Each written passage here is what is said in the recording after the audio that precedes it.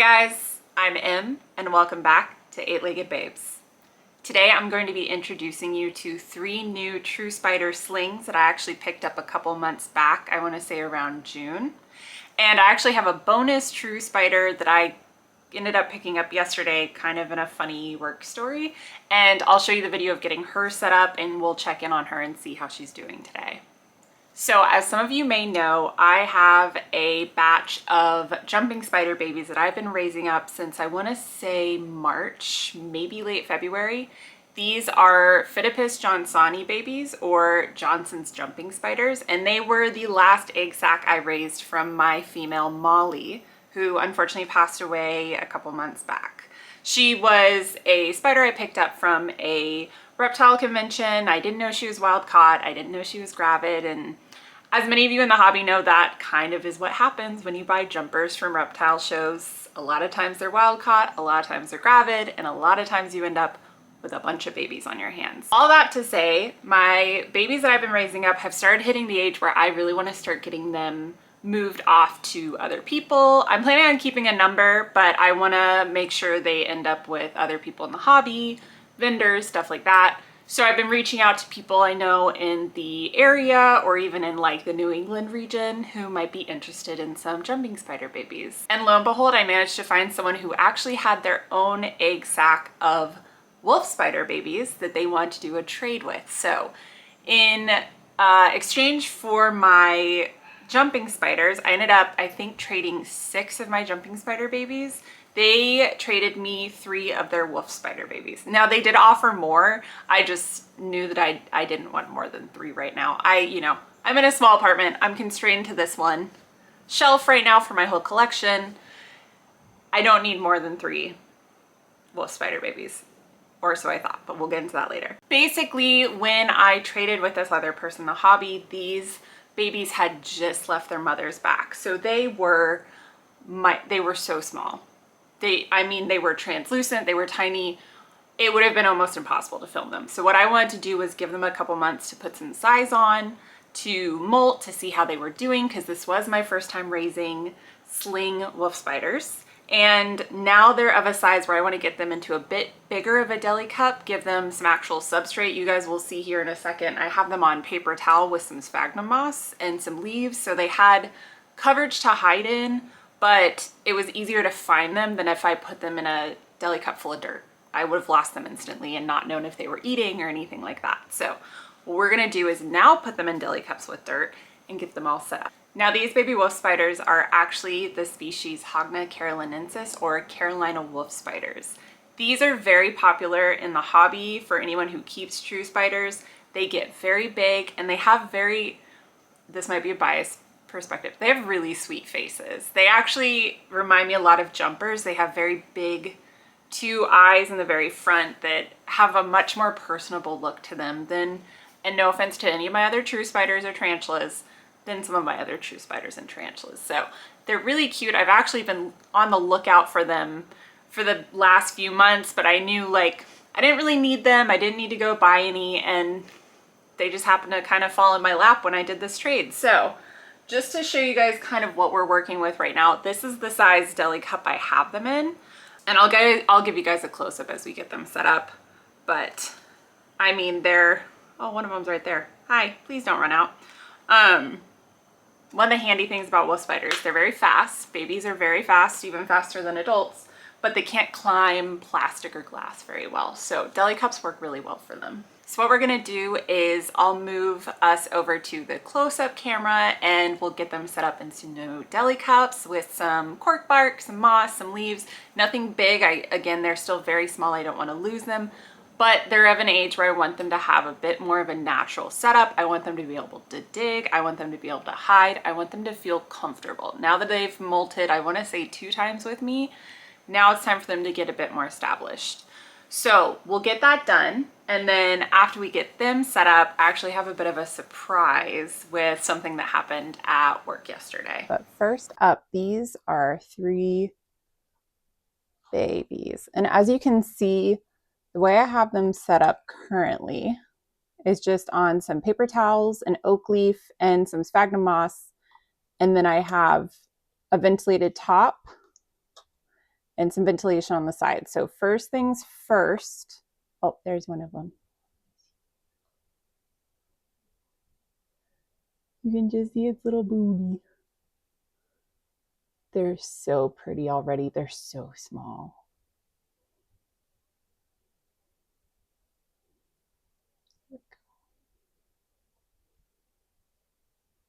The patterns are insane. There really are such a beautiful species, and I feel so like spoiled rotten I was able to just trade for them. So anyways, as I was saying, what we're going to do is I'm going to be moving them into this size deli cup. So move these guys out of the way. So we're moving them into this size, and I'm going to add a little bit of ventilation, probably 2 rows up here, and then I will do some ventilation in the top.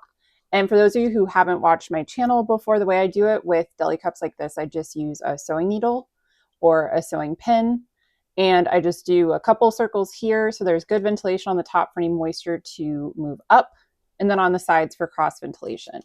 My plan is to put a good amount of substrate in this, so I'm not too worried about getting ventilation like all the way down here, but I'll probably do about 2 rows up here, and then once that's done, I'll join you guys back here and we'll start getting the fun stuff moved in like substrate and cork and moss. Okay, as you can see, we have 3 little homes. Oh no, ignore the mushroom falling over, looking inappropriate. There we go. 3 little homes for 3 little wolf spiders. What I've tried to do, as you can see, I've got, also please ignore all the dirt. If you see dirt on my fingers, no you didn't. I'm a lady. We don't get dirt on our fingers. Anyways, as you can see, the substrate, I've got ventilation holes right here. Let me see if it can focus. And so substrate is right under. Did I need to do quite this much substrate? Probably not, but I want to give them as much natural substrate to dig in as they want. I also used a teeny bit of cork in each one, and I did a little starter burrow in every single one with a little bit of moss. So I use frog moss in most of my enclosures. If you guys have followed me for a while, you've already seen that. With babies like this that are really too small for a water dish of really any size, frog moss doubles. It's not just helpful for humidity and it looks nice, it also is a great place to spray down water that they can easily drink off of. So I like using frog moss because it gives them a place to drink water aside from just the sides of their enclosure. So the last thing I want to do is add a little bit of leaf litter, which when I say little bit, I mean like a teeny bit. But I want them to have some sort of natural extra substrate pieces that they can web up, that they can crawl over, gives them a bit more of a natural feel.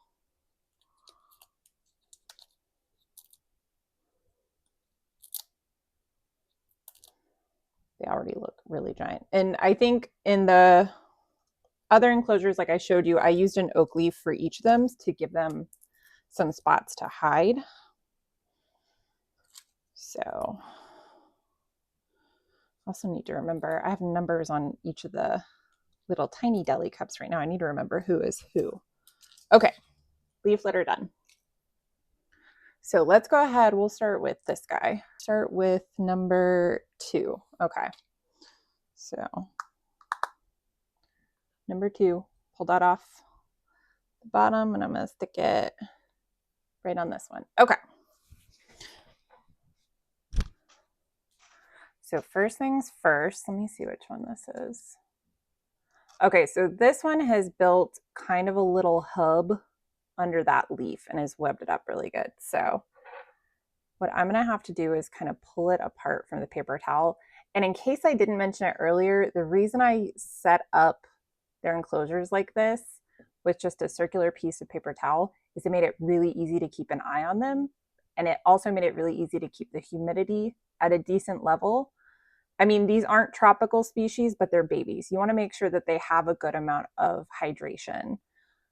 And having a piece of paper towel like this lets you hydrate them easily without it getting soaked, and you can always keep an eye on them. So Highly suggest this for terrestrial species, true spider species that you need to keep an eye on when they're teeny tiny. So first up, let me see if I can. There she is.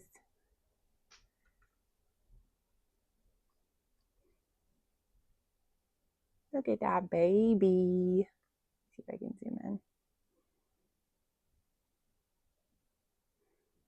Their patterns are already so pretty.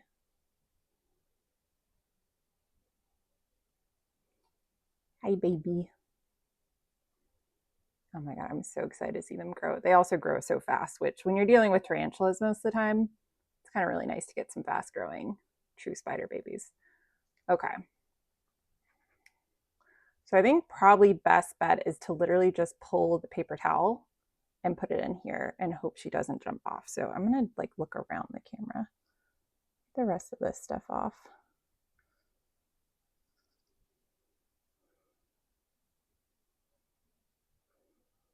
Okay. Step 1, done. Step 2. Okay.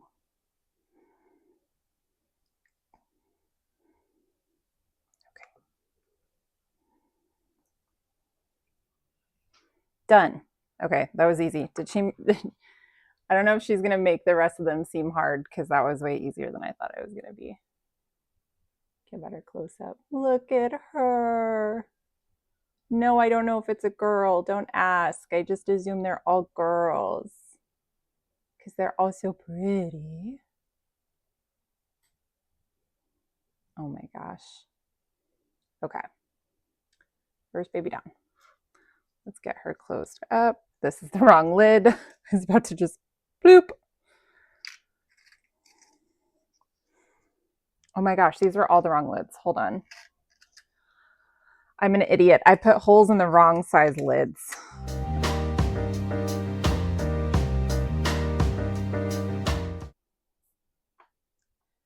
And done.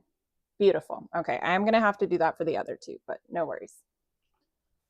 Okay. Next up, we'll do the little red mushroom, and we will do spider baby number 1. So we got that. Now, as long as these babies all make it and they do okay, they all will get actual names. Like I said, I just don't like to give them names when they're this small. Okay, here we go. Let's see, this one has kind of hung out under the moss here. Oh, never mind. I see her little leggies. Let's do the same thing we did, just kind of take everything out. Oh no, oh no. Okay, can I get everything? There we go. So pretty. I wish I had footage of them when I got them, but honestly, trying to film them would have been impossible. They were so small, like teeny tiny. Okay, we're gonna do the same thing. Let me see if I can get the rest of the moss off here. I know it really doesn't matter. She would not mind if I included some of her old moss in the new enclosure, but try and remove as many obstacles as I can. Okay, we're gonna do this. Oh, hold on. Spider came off the paper towel. Because of course she did.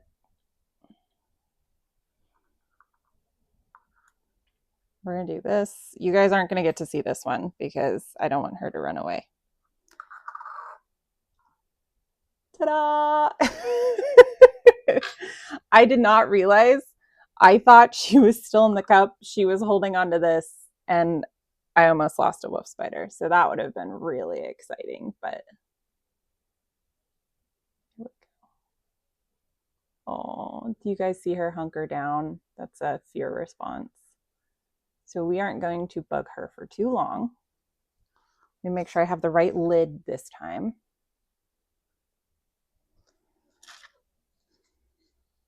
Ta-da! Okay. Nope. Okay, Baby secured. Okay, last one. This is going to be number 3, I think.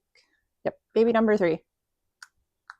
Both numerically and in the order that I have rehoused them in. Let me just boop. Okay. Try and get a little bit better angled. Okay. So this one I think is also under the leaf. So I'm gonna try and get, yep, I see leggies. Okay. You've whipped everything up, haven't you? Okay.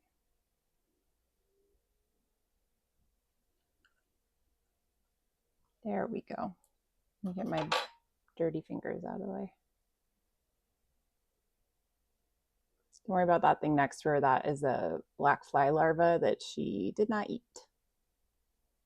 I don't know about you guys. My spiders just are never interested in black soldier fly larva. And I also have really bad luck with black soldier fly larvae surviving into like pupating into flies. So I don't know why I keep getting them, but I'm always very hopeful when I do that. Like this time someone will be interested in eating them and they'll pupate for me. But oh, she's so pretty. I'm so excited to see like how their patterns look if they differentiate between each spider. Oh, oh, oh, so pretty. Okay. Let's see, how do we want to do this? Let's not lose this one.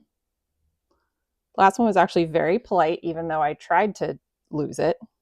That one wasn't on her. Okay, there we go. Oh,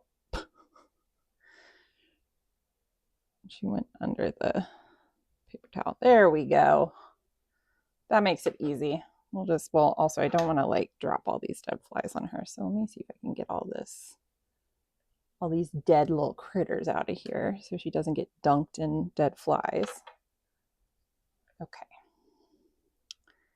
And we're just gonna, whoop, ta-da, right in the hole, right where I wanted her to go.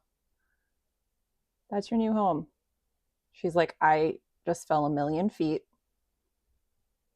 I'm dead. Don't look at me, I'm dead. I can't, the pattern on her abdomen is so pretty. I'm so excited to see them grow. I know, you're in a hole. You're in a good hole. Don't get buried though, because that dirt is still a little loose. I need you to work on that. You gotta get to work like immediately. Okay. That is gonna do it for rehousing the teeny tiny babies. So let me go ahead and put her on the shelf with her sisters, and then I will grab the rabid wolf spider so you guys can see how she's doing and think of some names for her. So now that the babies are all set up and ready to go, I want to show you some footage I actually got yesterday of a wolf spider that one of my coworkers found at work. And I ended up bringing home with me from work because she was really cute and I didn't have one like her. So this spider, I had just gotten to work yesterday morning and someone that I work with, called out and was like, hey, there's a spider in the hallway. So of course, I'm now known at my job as someone who keeps and obsesses over spiders. So I was the first one to run down the hallway, and it was a rabid wolf spider species. I am blanking on the scientific name right now. I'm going to include it here. I knew that they lived in the New England area. I've just never gotten to see one yet. I grew up in Florida, so I think they might be down there too, but they're just not ones that I had seen before. There was this spider on the ground. It was tangled up in another spider's web, and I scooped her up into a plastic coffee cup and I untangled her from the web and gave her some water on a paper towel, and then she got to ride the bus home with me from work yesterday. So I made sure I was gonna include her in this video anyways, but I wanted to get her just set up and comfortable. So I went ahead and just filmed setting her up yesterday, and I'll include it here. And then after that, we'll check in and see how she's doing today, now that she's eaten a little bit and she's a bit more established.